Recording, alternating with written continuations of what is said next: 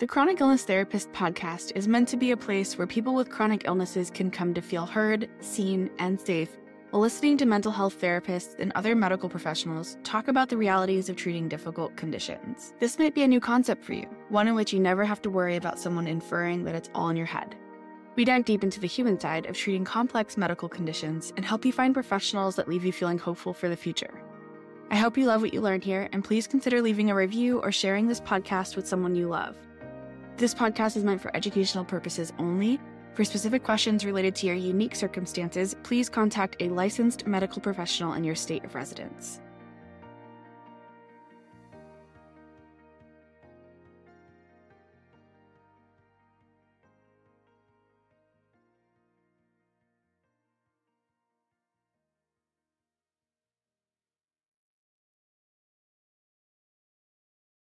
Samina Qureshi is the founder and registered dietitian at Wholesome Start, a weight-inclusive GI nutrition practice based in Houston, Texas.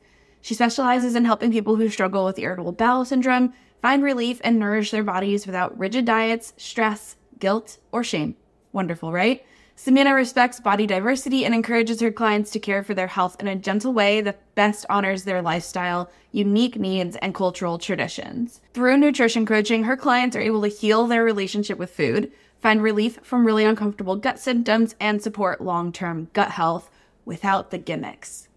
As you all know, this podcast, I interview other licensed medical professionals because there's so much wild misinformation on the internet about how to be healthy, how to heal chronic illnesses, how to optimize your health, how to blah, blah, blah, blah, blah. There's so much, and it gets really confusing. And while I do think there's a lot to be said about the history of scientists, licensed professionals, doctors, and the harm that has been done in these fields, we address those in our programs. I know in my program specifically, we talked about things like the Tuskegee experiments. We talked about things that therapists and psychologists and scientists have done that have been incredibly disgusting and harmful. We talk about those things because talking about them is the only way to make sure that they don't happen again. And so, I've been approached by coaches who want to be interviewed on this podcast. And I even had one that was pretty upset with me and thought I was basically being exclusionary by not letting her on my podcast because she didn't have a license. And the fact of the matter is there are so many podcasts out there that you are more than welcome to listen to that are filled with people talking about things that they don't really truly understand. And so we do go to school for a long time, and we stay up to date on research, and we are constantly, not only the academic texts and the journals, and not only do we stay up to date with that, but we are also chronically online just like the rest of you. So we see the myths and the misconceptions and the disinformation that's spread. And I feel really passionate about trying to dispel some of these myths because I was really harmed in the course of my own treatments, trying to follow these rigid routines that were never going to work for me. So I hope that you enjoy this episode with Samina. We are going to do a workshop together eventually, a live workshop, one of the ones that I do monthly.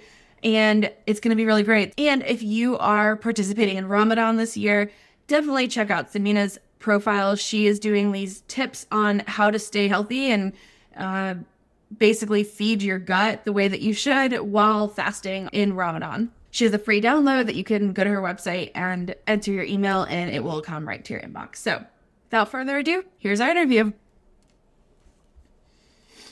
Hi, my name is Samina Qureshi. I'm a registered dietitian based in Houston, Texas, and I have a private practice called Wholesome Start Nutrition Counseling, where I work with individuals who struggle with GI disorders, specifically IBS, find relief without rigid diet, stress, guilt, or shame. So if you're someone who's struggled with their relationship with food from a history of eating disorders or currently struggling with your relationship with food and body image, and you also experience these uncomfortable digestive symptoms, I'm your dietitian.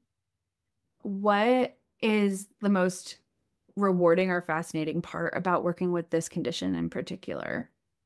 Yeah, so I think like if you type in like gut health nutrition on Google, the first thing you're going to get is a bunch of restrictions on what you cannot eat.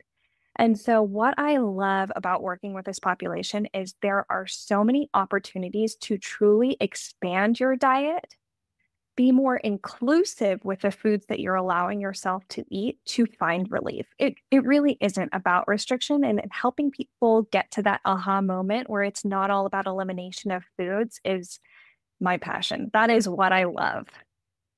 Do you do you employ elimination diets, but with that in mind, or are you anti-elimination diet, or can you talk a little bit about your approaches? Right. Yeah. So, the medical nutrition therapy that is recommended for people with IBS, there's something called the low FODMAP diet. It works for about 2 out of 3 people who struggle with IBS. Predominantly, I would say IBS diarrhea subtype. It is an elimination style diet, right? You reduce total FODMAPs consumed to see if you can improve your symptoms. And then there is a reintroduction phase to identify foods that you may not tolerate. And then you expand your diet and kind of liberalize your diet as much as tolerated. And while this is a effective nutrition protocol for some, for people who struggle with eating disorders and a history of eating disorders, it kind of it's contraindicated, right? It's not warranted for someone who struggles with restriction or strict purge behaviors and things like that. And so, how I approach managing IBS is something called the gentle FODMAP approach, which isn't a rigorous or restrictive, super restrictive way of managing FODMAPs. It's looking at your diet to see, like, hey, do you even eat FODMAPs or these highly fermentable carbohydrates regularly in your diet? And if so, here are some swaps. So instead of saying eliminate them forever, it's okay, I noticed that you're having coffee with regular cow's milk every morning and you're running to the bathroom having diarrhea immediately. Instead of avoiding all milk, it's why don't we opt for a lower lactose variety? And that may be cow's milk with the lactase enzyme added in, so it's lactose free, and seeing how that impacts your symptoms. So it's taking it step by step, taking the overwhelm away from nourishing your body and finding solutions that are practical that work for you. Because when you struggle with your relationship with food, restriction can be triggering. It is, yeah. And I think we should talk a little bit more about that. I am curious about a logistic though. Do people tend to see like they eat a food? You mentioned like the coffee example, and you're running to the bathroom right after. Is it also true that what you're eating can impact you hours or days later, or is it a pretty quick noticing?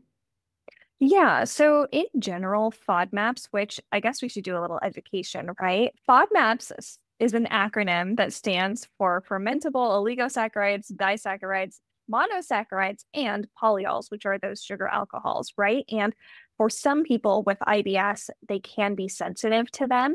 And actually, you're right.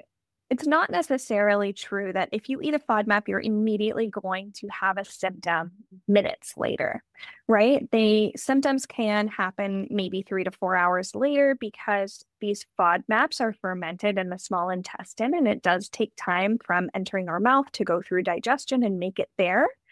So you may not notice symptoms immediately.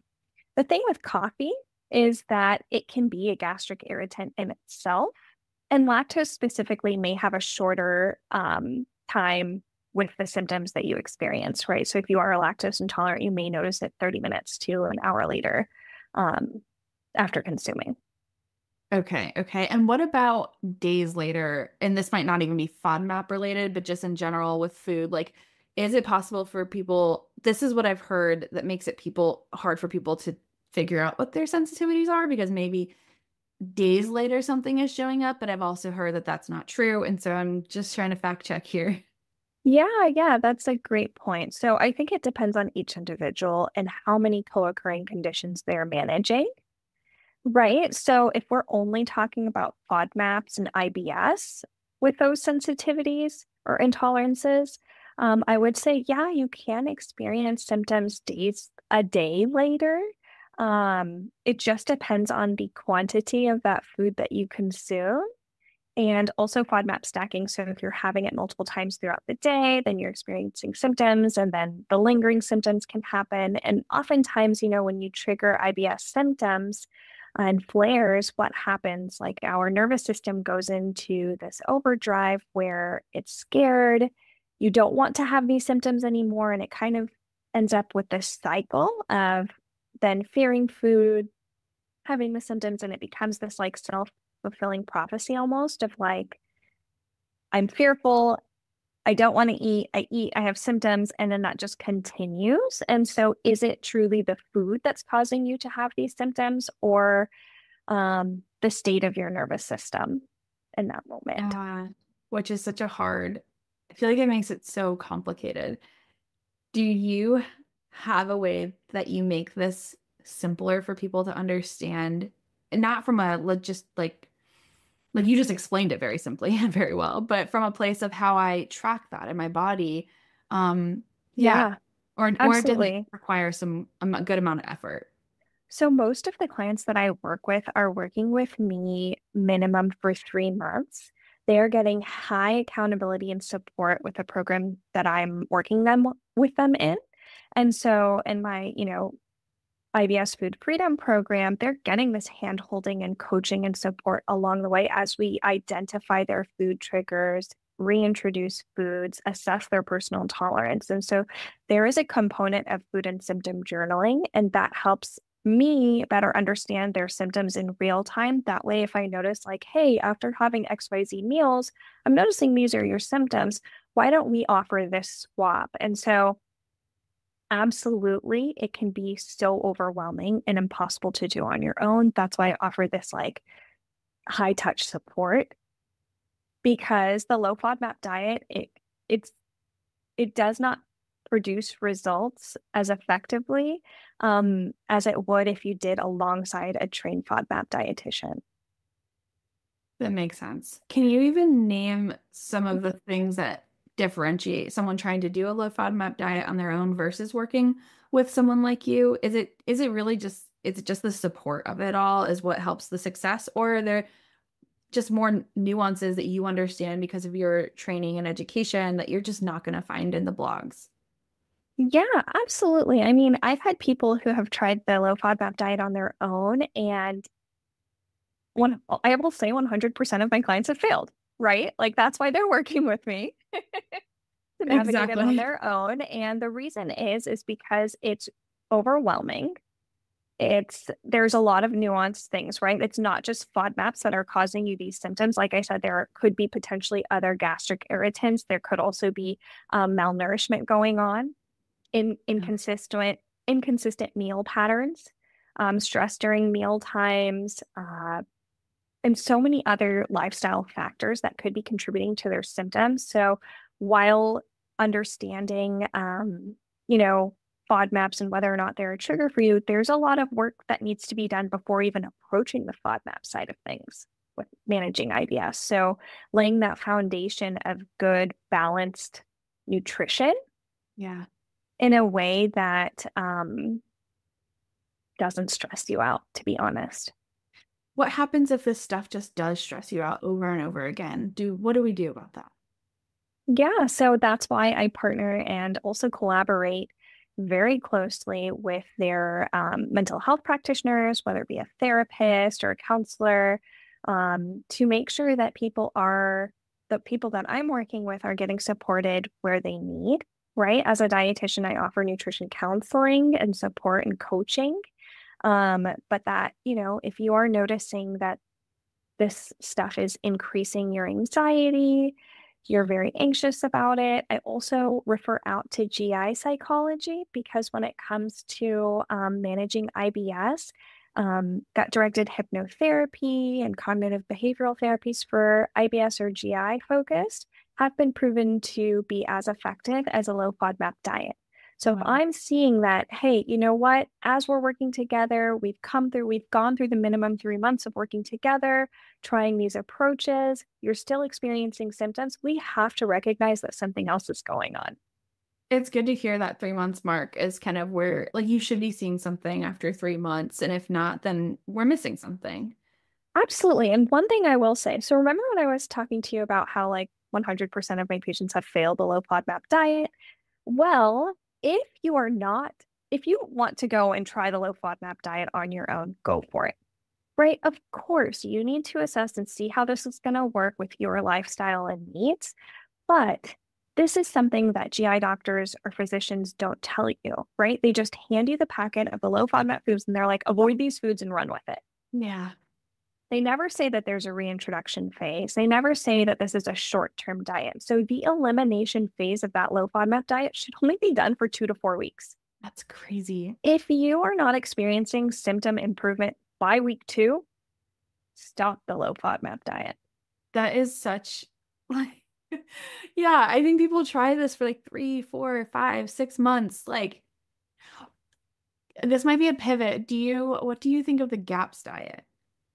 I have heard of it. I'm not as familiar, but I will say that there's no concrete evidence in showing results in large populations. So that these studies Okay. haven't been done enough for me to speak about it like with enough knowledge. Okay. Okay. That's fair. That's good to know too. Like the FODMAP has been empirically studied and we do have a lot of data around it. And so with the GAPS diet, like if somebody has had success with that, that's amazing. We just don't Yeah. have the data to show. And we do know that FODMAP diet works with support. Yeah, absolutely. And one thing I will say is like, we're talking about food sensitivities and intolerances, right? And a lot of people come to me going on a low FODMAP diet for years. So they are starving their gut bacteria of these amazing fiber-rich foods that actually support their microbiome and their gut health for years. And they are limited to such small amount, even small list of foods, like 3 foods that they're comfortable eating, Yeah. right? And so what I wanted to say was there's a lot of information out there on what to restrict and nothing on how to add back to their diets, right? Yeah. What foods can you safely introduce? What foods can you add to just baseline offer yourself that consistent and adequate nourishment so that your GI system can function optimally, right? What I see is with this overlap of eating disorders and GI disorders is that, and in research you'll see this, is that GI function suffers immediately when there is any form of restriction. Yeah. Right? Your GI motility slows down. That means that you're constipated. That means the constipation is going to cause you that extra acid reflux and bloating and gas and stomach pain. And once that constipation has been sitting there for a long time, there's that backflow of diarrhea. So there, it's just Yeah. really hard. And so adding more restriction to that Yeah. is not the solution. I love that. Yes. It's very validating to hear that. Like, and I think people really need to hear that more because a lot of the wellness content is about, like, online is really about restricting, Mhm. even from some medical professionals. So, Absolutely. Yeah. yeah. Oh, I'm trying to think of another. I still want to expand on this concept of like adding foods back in and basically what a healthy, wholesome diet looks like. Because yeah, I think that whole concept of, well, fiber hurts my stomach and, you know, all of that is so real. So with going low FODMAP for 2 to 4 weeks with support, is it that what we want to, that then the goal is to start adding fiber back in and like we should see improvement, or how does that look? Yeah. So the goal is not to just like bombard your system with fiber. Anytime that you introduce a plant-based food, obviously a source of fiber, you are going to experience some type of GI symptom, whether it be excess gas or bloating, hopefully not stomach pain and hopefully not diarrhea or constipation, right? That's what we're trying to avoid. And so when I'm working with my patients, again, I don't jump straight to the FODMAP diet because we have to lay this foundation of adequate nourishment. And so what does a balanced diet look like then? It is eating consistently every 3 to 4 hours. And that could look like breakfast, morning snack, lunch, afternoon snack, and dinner.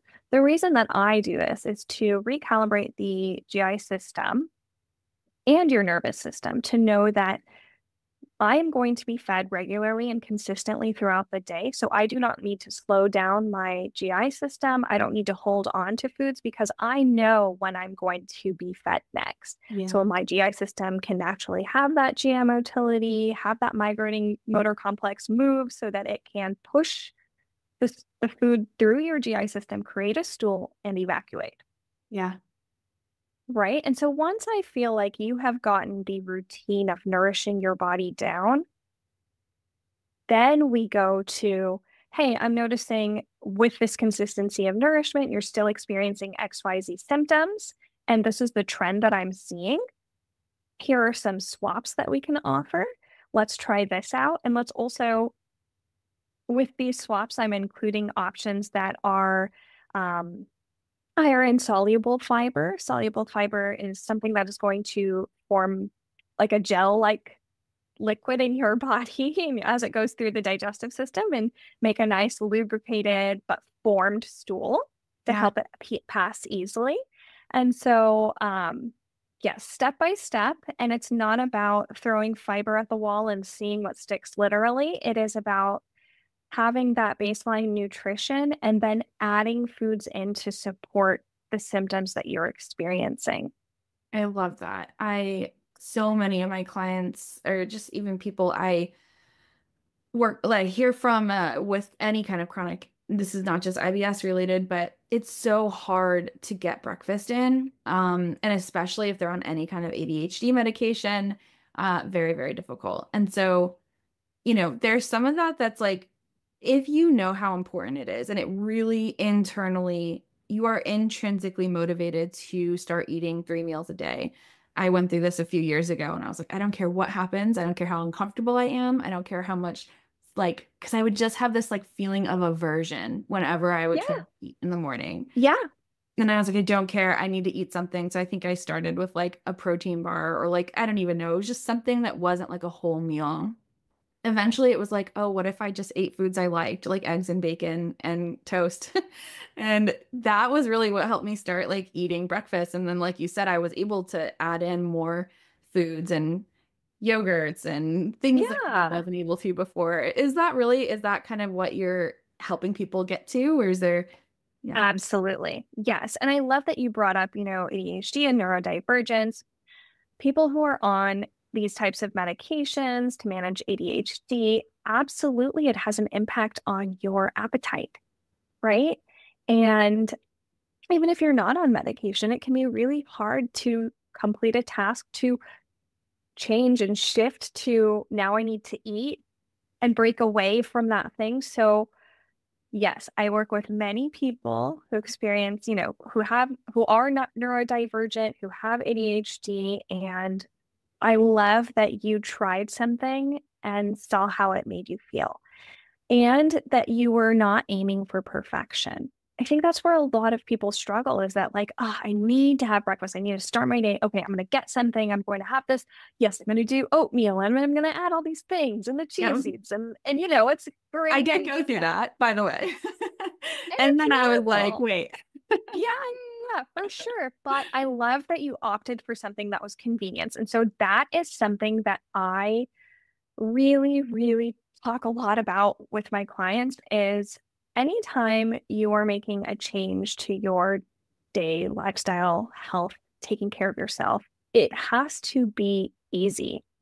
So how can we set ourselves up for success? And while bars are great, liquid nutrition can be awesome too. Yeah, my functional doctor always tried to get me to do smoothies and to put my supplement. I just cannot do smoothies, but I'm so glad that a lot of people can because it is an easy thing. And even if it's not smoothies, it could be a drink that you get from the store. Okay. Right? Or a powder or just for something, just to have that first step of what does it feel like to put something in my system within an hour of waking up? Absolutely. Right. And And then we assess how you feel, and then we take the next little step. And a lot of what I do is that accountability and coaching support as well, because we are making a lot of these changes. How do we strategically do this in a way that is accessible and doable and you don't feel overwhelmed? Yeah. Yeah. It's such individualized work because we all have our different hangups about whether we have different food rules that are hanging us up or different Yeah. food aversions or yeah. Yeah, absolutely. Yeah. And the food rules, I mean, we live in a wellness culture that loves to put restrictions and rules and real rigid thoughts about how we should do things. And I think like we've lost this idea of like what works for us individually. Yeah. Yeah. It's all about like, oh, well, I saw someone did this and it worked for them, but like you're not them. Yeah. Yeah. And of course, like the things that a lot of people are selling online don't help because that's the marketing that we're constantly hearing. This worked for me. It's even taught like in like business coaches teach it. It's all about like Hmm. your audience and let them know this worked for you and this worked for your 10 other clients and therefore it can work for anyone. And it's like that's not a double blind controlled study, but Yeah, absolutely. And I love that you brought that up because so there's this one condition called dyssynergic defecation. It's a subtype of like constipation, which means that um, really your GI system is having a hard time pushing, the muscles are having a hard time moving the stool down. And so you may get like some backed up. I'm not a GI doctor, so I don't know the physiology as well. But the treatment for that, a lot of it is helpful with pelvic floor physical therapy. So I partner a lot and I collaborate with a lot of pelvic floor physical therapists. But as this person was working with me, they didn't gain the relief that they were looking for to the extent that they wanted and had hoped for. Right? Like, yes, they added more variety to their diet. They're eating more consistently. They did notice more frequent bowel movements, but upon MRI, they saw that there was still like stools stuck in their system. wow. Right. And from there, I am not going to push them and be like, okay, well, you just need to work with me more. You didn't do X, Y, and Z. And that's why this is not working for Right. you, like blaming the person. Right. Yeah. I said, okay, let me call my friend. I'm going to call Dr. So-and-so, pelvic floor physical therapist, and we are going to come up with a solution for you because I think this is where we need to pivot now Yeah. to see how connecting the muscles and your mind with, relaxing that pelvic floor can help with moving some of that stool down the system. Yeah. Absolutely. Um, yeah, I'm not a magic fix. Right. This stuff takes such an interdisciplinary team. It takes sometimes PT and nutritionists and counseling and the specialists like GI doctors and yeah, Hmm. because yeah, we don't all have the answers for everything. So it takes multiple eyes to get to it. You said something earlier that has stuck with me. Because we talk a lot that right now like nervous system regulation is really hot and I try to be really careful with like how we talk about that because it also becomes one of those things that's like well you just need to reset your nervous system and then like everything else will go away. Yeah. So you said though like just eating breakfast, just getting something in even if it's just a drink from the store, like it lets your body know that food is coming, which creates safety in the body. And that in and of itself is nervous system work. And I think people really need to know that because, again, they think it has to be this like really convoluted nervous system boot camp retraining thing. And it doesn't at Yes. all. Oh my God, I love that. You picked that up. I mean, obviously you would, of all people, right? This is like my This biggest is your soapbox. specialty. Yeah. But yeah, I mean, caring for your body, meeting your basic human needs is going to help with regulating your nervous system. Yeah. And nourishing your body is one of them. And so, how can we make that a priority in our busy, busy, busy lives? Yeah. Yeah. That's the biggest hurdle. It's like, I know what I need to do. I know that this is going to help me, but what is the step that I need to take to just dip my toe in and Yeah. see how that makes my body feel? Exactly. Yes. Yeah. It really is such a journey. I think about my own journey a lot in this because I didn't really have any of like the words around this. Now I feel like all this stuff is online and people like kind of they see so much like language around this. But when I was going through it, I didn't have a diagnosis. I didn't have a like anything. I kind of just kept trying to follow my intuition and kept trying to follow those basic rules, like just get breakfast in or but it took a Yeah. long time to get there. And I also want to ask you about food sensitivity tests because that wrecked me. So I would love to hear your take on that. Okay, I'm going to give you my honest truth. They are bogus.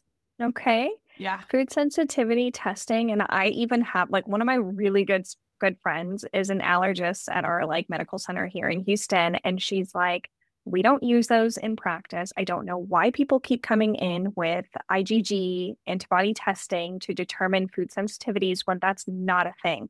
Yeah.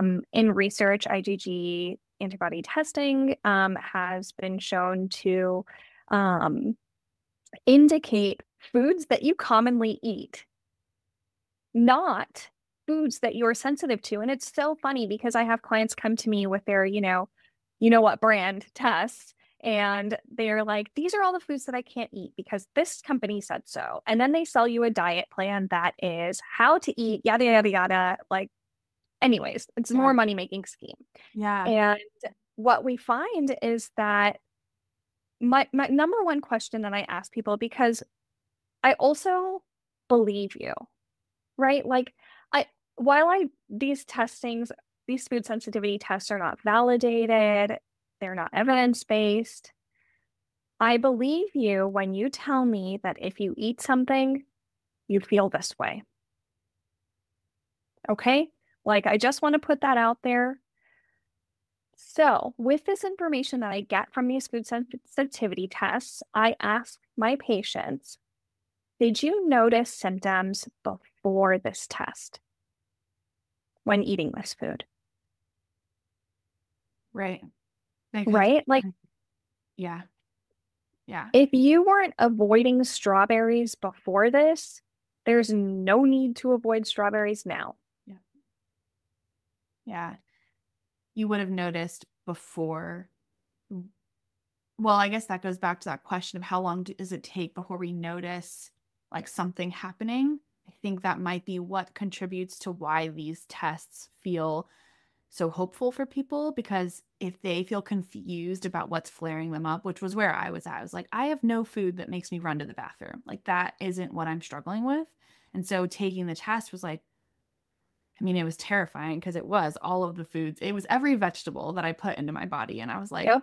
I learned, I taught myself how to eat vegetables. And now you're telling me I can't eat any of these. And I think for 2 years, I like avoided vegetables. It was really horrible until I started hearing like, wait, these tests like are not that great. And so, yeah, I think it can be hopeful when you're hearing, oh, well, this is the source of your problem. When you aren't attuned, when you don't know what was causing the problem to begin with. Absolutely. If they're selling that hope, and what I have seen from that, unfortunately, is people coming to me with a very restricted like list of foods that they're able to eat and unknowingly causing themselves to have an eating disorder. And then that layering worsened GI symptoms because of that malnourishment. Yeah. Yeah, I can attest to that.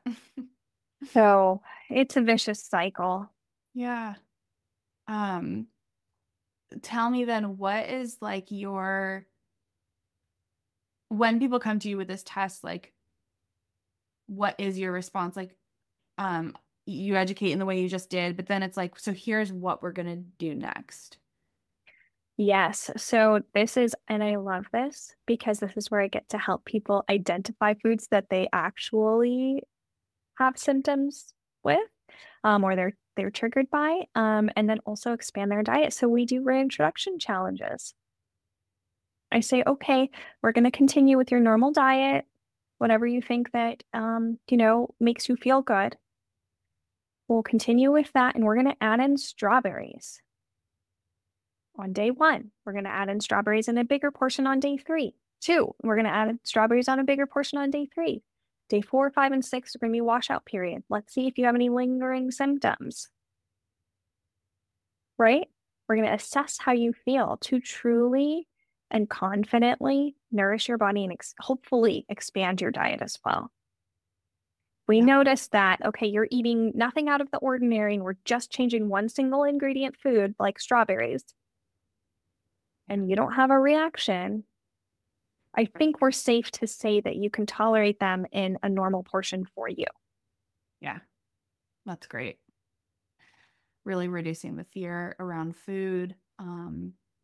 What are some other food rules that you hear or food ideas or philosophies? Oh my God, so many. Here's one. Okay. So intermittent fasting last year was like the thing. Yes. Everybody wanted to not eat forever. When you guys, listen to this. We all fast. We all should be fasting during our sleeping period, right? If we are nighttime sleepers, that means we're sleeping in the night and our body is having that rest and digest moment. And when we wake up, it is important to break our fast so that we can stimulate that GI motility to get going and working and offer it that safety and comfort. Absolutely. Yeah, I remember even my functional medicine doctor was like, yeah, for women, like if you're gonna fast, it should be at night. So like you start at like the 6 or 7, and that was when it hit me. I was like, you mean like that's the norm? That's like what we've been told forever to do. Yeah, like you mean go to sleep? Like Yeah. I eat dinner and then I like end my night and I sleep and I wake up and I eat again? Yeah. I know. We make things so complicated. Humans just make things so complicated. We're great. No, it's actually, you know what? We love to be trendy and buzzy and exciting. And this is where the marketing world gets us. Yes.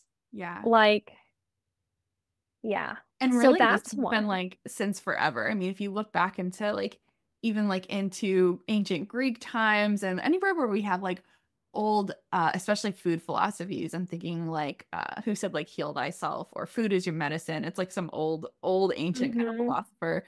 But like if you look back into those histories, there's always some kind of like thing being peddled, like some kind of new medicine thing. So this is like always existed for humans. It's just on a different level now because we have so much technology and we are a global economy. So we just see it so much now, but it's really nothing new, which I don't know what that says about us, but Yeah. Yeah. Or I have the people that do intermittent fasting and then come to me and they're like, I haven't had a bowel movement in weeks. And I'm like, duh. oh man. Makes sense. You're Yeah. not putting anything in. How could anything come out? Or I know, and we just get so wrapped up. We get so wrapped up in the hope of these things. Yeah, Do you find yourself absolutely. like doing that's what a lot of your coaching and education is on, is like kind of just dispelling myths and like do you also find you have to convince people a lot of this kind of stuff too before they'll follow it, or are they just kind of Wonderful. ready by the time they Wonderful question. Okay, yeah. So a lot of my nutrition education in session is myth busting. A lot of, especially the first few sessions that we have, it's like really breaking down the barriers, understanding your previous food rules and rigidity around food, your relationship with food. If you grew up with a mom who was like, you know, the almond mom type where, okay, you can only have single ingredient foods. You don't need to eat a muffin. I have like, you know, almonds and blueberries. You can eat that. And so we break down these barriers. We dispel myths in these sessions, but also if someone has been wanting to work with me, they are following me on all the medias, social medias, and learning that I am a very, I would say, anti-diet culture dietitian, right? Where I help people really get back in tune with their body and learn how to nourish themselves without that stress, guilt, and shame that comes from society and wellness culture. And so, yeah, a lot of dispelling myths. And then a lot of people do come to me and they're like, I'm ready to find food freedom. I'm ready to stop holding on to these rigid food rules. And I want to know, like, how am I going to nourish my body and be balanced and include foods? Like, I'm done restricting. Yeah, yeah, which is really nice. Yeah, that they're already kind of there. And then when you do dispel the myths that are still in their brain, even if they're ready to move on, they still have these thoughts floating around. They're more open to hearing it and believing it, and then that sets the stage for doing the work. Yeah, absolutely. And as they continue to work with me, they see their symptoms improving. They're like, oh, it wasn't that I needed to restrict more. Adding in things and finding balance with food is helpful. And I'm Yeah. going to continue doing this. And you had mentioned, are there certain people that you're like, you have to convince? Everyone's allowed to think what they want to think, right? And I also am a fan of placebo effect, to be honest. Hmm. Because if something is helping you, who am I to say if it's not hurting or harming in any way or illegal, yada, yada, you Yeah. know? Yeah. Um, if it's not harming me, it's not harming you. And you find that smelling lemon balm in the morning cures your nausea. Why would I Yes. get in the way of that? Yeah. If it is getting you to eat breakfast, then please do that. As long as, Exactly. yeah. Yeah, absolutely. So there's nuance to it, right? I am not here to fight with any of my clients. And even I do have clients who are like, no, intermittent fasting is working for me. Then I encourage them, like your functional doctor said, to do it during the nighttime hours and find a time for you to nourish your body adequately during the daytime within the hours that you are allowed to eat then, Yeah. Yeah. right? Because it's hard then it makes that time period so much shorter depending on if you're working or not. Like, where are you going to find the time to fit all of the fiber and all of the meals and all of the nutrients in? Yeah. Yeah, I think I'm working with clients kind of before they get to you because I'm working with them when they're way, way like not open yet to like changing some of the diet things that you mentioned like if it's working for you, it feels great, then go for it. But I think a lot of people are doing some things that they've convinced themselves is going to make them feel great, but they're not feeling great yet. But they have a strong belief that this will work if they can just be consistent with it. And what are those things that you're seeing? I'd love to hear. Yeah, it might be well, eliminating vegetables, going more carnivore. And I'm careful to say that because I do know people who like very, very strongly have seen success on the other side of that. Now, I think there's long-term consequences with that. I always tell them But I'm not a dietitian, so I can't tell you like isn't or isn't gonna work, but yeah, it will be something like that, or it would be fasting, or even honestly, and this is something that it's almost never said. I have to prompt my clients by specifically saying, "Are you eating enough calories?" Because most of the time they're not, and they're like, calorie counting is a thing, like yep. not trying to go down the calorie counting path to lose weight, but I Hmm. actually, and this would be counterintuitive for someone with an eating disorder, but if that's not a concern, then I will say count your calories for 2 days. Like you should be eating around 2,000 Enough. calories a day. Yeah, Enough. Yeah. absolutely. Yeah, yeah, absolutely. So really, yeah, Yeah. making And sure that then, people are eating enough is my number one concern because, like I said, your GI system will not work without yeah. it. Yeah. And then like I was saying with my own experience, it was like I needed to make sure that I was just eating, like you were saying too, just eating these 3 meals plus snacks a day. Then I can focus on like whether I want to increase my protein or decrease Yeah. my fat and I am playing around with fat content now because I am noticing like, oh, when I do have a lot of fat, like it actually does change the way I go to the bathroom and things like Yeah. that. So but it's from such a grounded place, and it doesn't mean I'm fearful of fat and I've cut it out again. It just means I'm going to pay attention to this. Like, yeah, You're applying gentle nutrition. Yeah. I love it. Yeah. Just inquisitively curiosity, versus I should, and Mhm. this is the way, and I must do X, Y, and Z. Yeah. You're making an informed decision around caring for your health.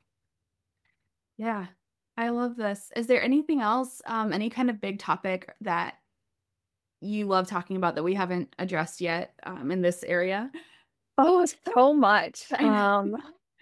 I feel like we could go on and on. We covered some really great points, and I think when it comes to caring for your gut health, it has more to do with eating enough and then focusing on variety versus eliminating potential triggers. I love that. Eating enough and adding variety. That's really That's why I'm the inclusive IBS dietitian, because we want to include things into your diet. I love it. Where can people find you? Oh yeah. So on Instagram and I think all the things, I'm at inclusive.ibs.dietitian. My name's Samina Qureshi, so I'm sure if you type in Samina IBS dietitian, I'll be there as well. You can click on my profile.